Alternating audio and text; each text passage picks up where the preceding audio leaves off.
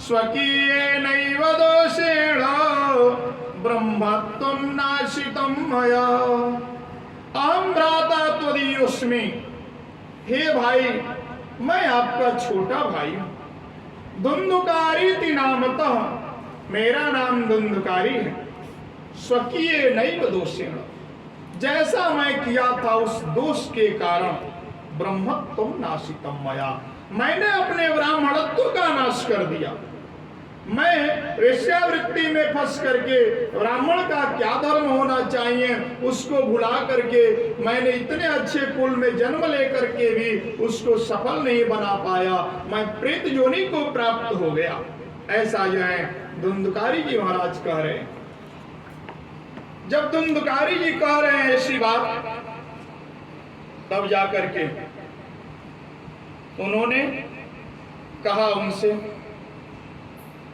कि मैं जाकर के गया में, पुष्कर में, सारे तीर्थों में पिंडदान, श्राद्ध कर्म इत्यादि किया, फिर भी तुम प्रेत योनि में कैसे घूम रहे हो?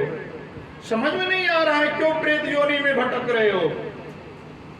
बारंबार ऐसा चिंता करने लगे। तब जाकर के जो है धुंधुकारी जी उनको कहते हैं कि हे भाई, मैं जो है गया श्राद्ध करने से मेरी सदगति नहीं हो सकती।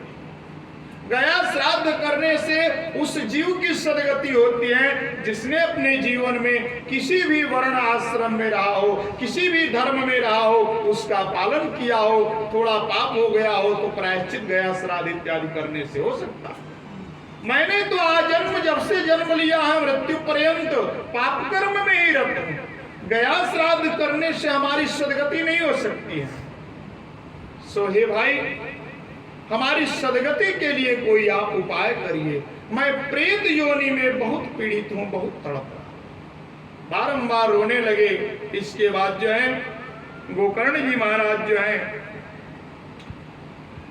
भागवत कथा की तैयारी करते हैं।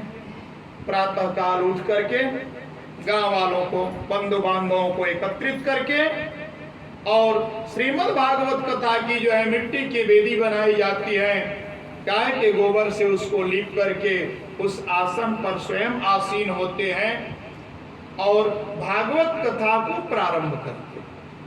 जब भागवत कथा को प्रारंभ करते हैं तो वह जो धुंधकारी नामक उनके भाई प्रेत जो हैं, वह एक वही बांस की लकड़ी थी, उसमें एक छिद्र था, उस छिद्र में आकर के प्रवेश करते हैं। प्रेत योनि में आकर के प्रवेश करते हैं और ऐसा वर्णन आता है कि सप्ताह जो 7 दिन की कथा है, प्रथम दिन की कथा हुई तो पहली गांठ फटी, दूसरी दिन की कथा में दूसरी गांठ फटी। इस प्रकार से जो है 7 दिन की कथा जब संपूर्ण हुई है तब 7 उसके गांठ, 7 पर्व जो है टूट गए हैं और उसमें सुंदर दिव्य पुरुष निकला हुआ है और वह जो है भगवान की गति को, भगवान के लोक को प्राप्त किया है। धन्या भागवती वार्ता प्रेत पीड़ा विनाशिनी, सप्ताहोपि तथा धन्य कृष्ण लोक फलप्रदो। धन्या भागवती वार्ता, भगवान के चरित्र का जो गुणगान है, श्रीमद् भागवत कथा जो है प्रेत पीड़ा विनाशी। सामान्य मनुष्य की बात छोड़िए, देवताओं की बात छोड़िए, पितरों की बात छोड़िए, या प्रेतों की पीड़ा को भी समाप्त करने वाली है। वह प्रेत जो नाना प्रकार के कुकर्म करके महाप्रेत बना हुआ है, ऐसे धुंधुकारी को भी सदगति प्रदान करने वाली यह श्रीमद् भागवत कथा है। विद्यते हृदयं ग्रंथि चिद्यन्ते सर्व संशया, क्षीयन्ते जास्य कर्माणि सप्ताह श्रवणे कृते। विद्यन्ते हृदयं ग्रंथि, हमारे हृदय में जो संशय रूपी गांठ है, जो माया रूपी गांठ है, जैसे ही यह श्रीमद् भागवत कथा प्रवेश करती है वह गांठ जो है टूट जाती है। छिद्यन्ते सर्व संशया, अनेक प्रकार के संशय, माताओं के मन में ज्यादा संशय रहता है। वो महाराज इस भागवत में ये बताए थे, वो महाराज ये बताए थे, अनेक प्रकार के संशय रहता है। कोई भी महाराज कुछ भी कहें लेकिन सबका सार वही है, सबका वंश वही है कि भगवान की गति को प्राप्त करना, भगवान की भक्ति को प्राप्त करना। तो चिद्यन्ते सर्व संशया, सभी संशय को समाप्त करने वाली है। छियन्ते जस्य कर्माणि सप्ताह श्रवणे कृते, हमारे जो नीच कर्म होते हैं वह सप्ताह के श्रवण मात्र से जो है हमारे सभी कुकर्म जो है समाप्त हो जाते हैं। इस प्रकार से जो है सप्ताह कथा श्रवण किया गया। अब उसमें एक समस्या ये हुई कि ऐसा वर्णन आता है भागवत जी में कि गांव वाले जब सब लोग कथा सुन रहे थे भगवान के लिए, प्रभु का जब विमान आया है तो धुंधुकारी उस पर विमान पर बैठ करके भगवान के लोक को चले गए। जब भगवान के लोक को धुंधुकारी गए हैं तो समस्त ग्रामवासियों ने गोकर्ण जी से प्रश्न किया कि प्रभु, जिसने अनेक प्रकार के कुकर्म में तत्पर रह करके पूरे परिवार को नष्ट कर दिया, पूरे अपने सत्कर्मों को नष्ट कर दिया, और उसके लिए भगवान का विमान आया और हम सभी लोगों ने भगवान की कथा को श्रवण किया आप ही के माध्यम से, लेकिन हम लोगों के लिए विमान क्यों नहीं? ऐसा प्रश्न जो है सभी लोगों ने किया। जब सबने ऐसा प्रश्न किया तो गोकर्ण जी महाराज कहते हैं कि हे ग्रामवासियों, हे ऋषिगणों, आप लोग सुनिए।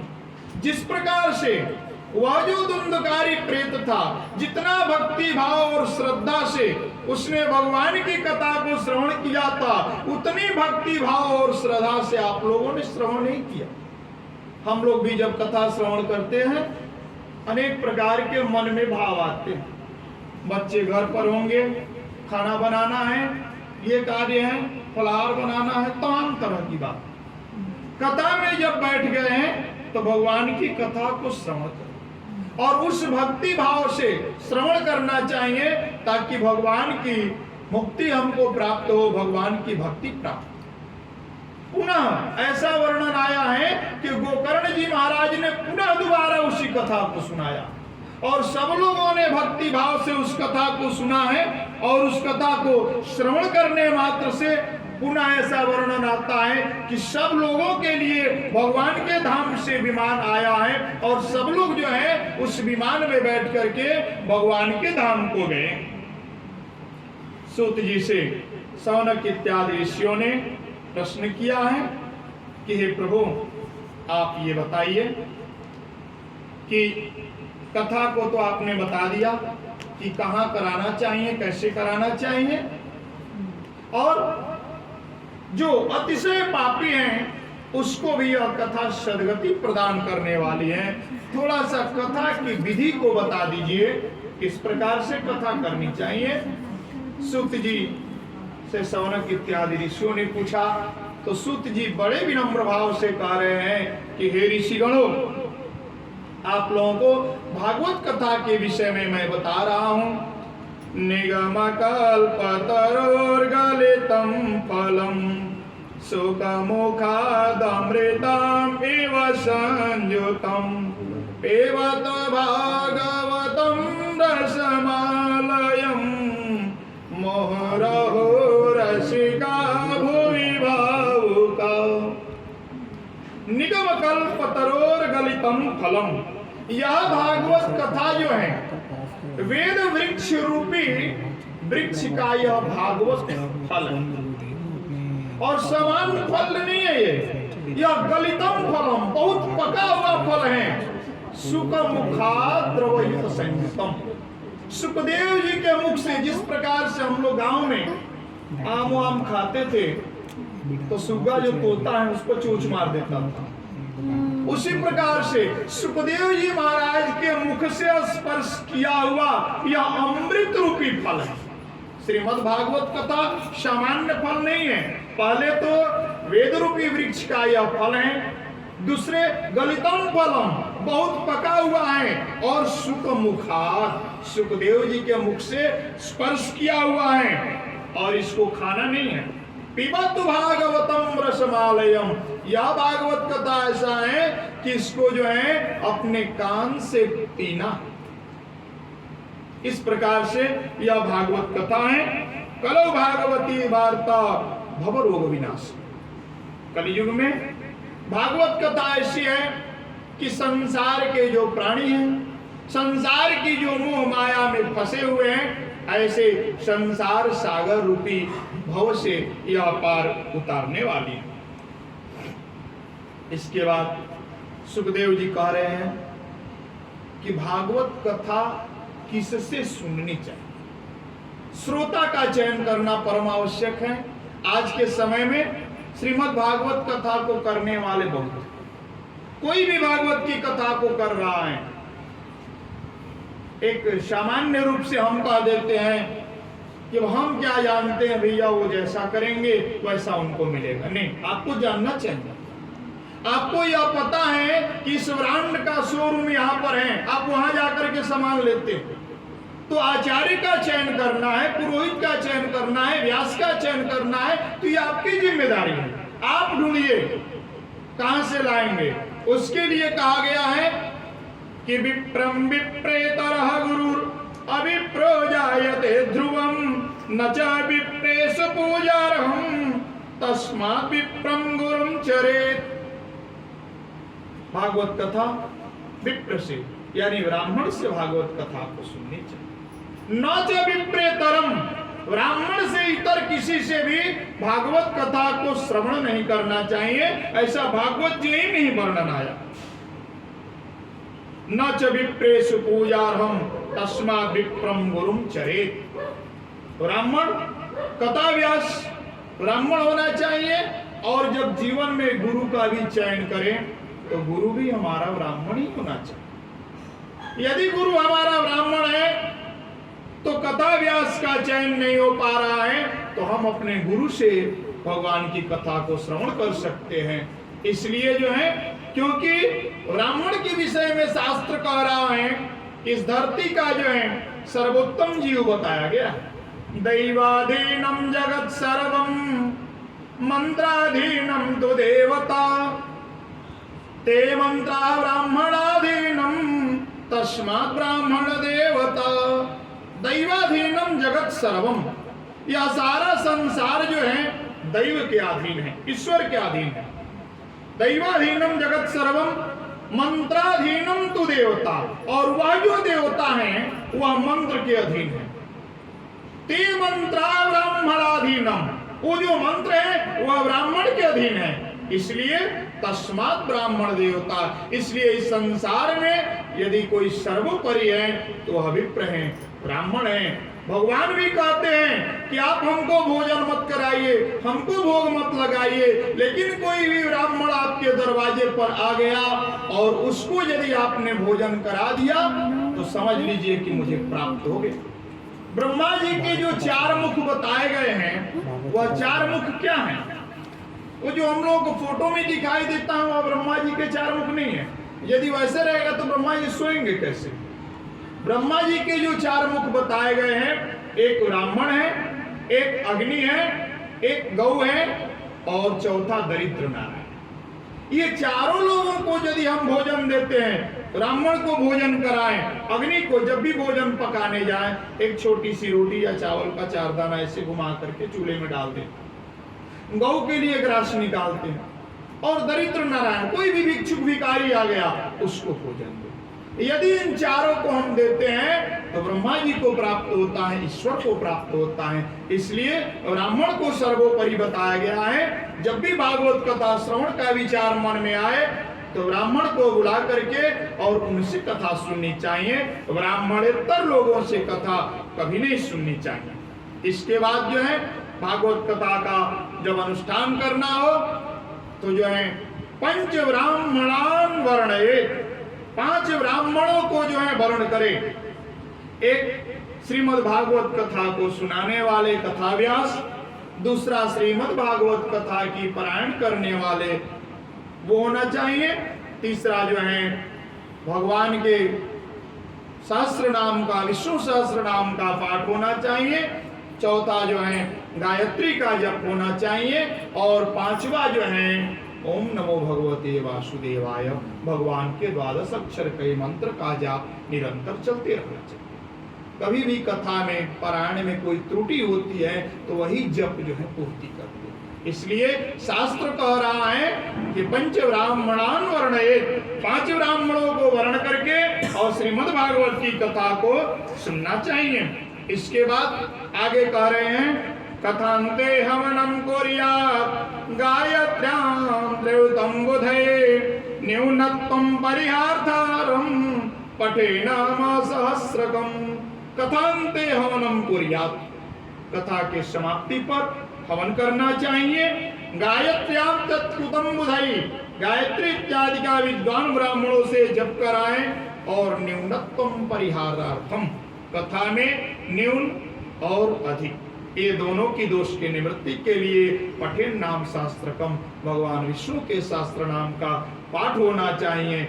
इस प्रकार से जो है श्रीमद् भागवत कथा यदि कराया जाए तो निश्चित रूप से जो है हमारे कुल में जो भी प्रेत योनि में गए हुए हैं, जो भी हमारे पितर हैं, सब सदगति को प्राप्त करते हैं। जिनका गया श्राद्ध इत्यादि हुआ है या गया श्राद्ध इत्यादि नहीं हुआ, गर्भ से लेकर के कोई गर्भ में ही समाप्त हुआ है या गर्भ के बाहर आने के बाद अकाल मृत्यु से, नाना प्रकार की कुसंगति से, अकस्मात किसी भी प्रकार से येन केन प्रकारेण मृत्यु को प्राप्त हुआ है तो निश्चित रूप से उसको सदगति की प्राप्ति होती है।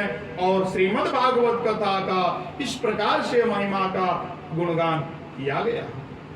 गौरी भागवत महापुराण की जय। लक्ष्मी नारायण नारायण नारायण, लक्ष्मी नारायण नारायण नारायण, श्रीमन्नारायण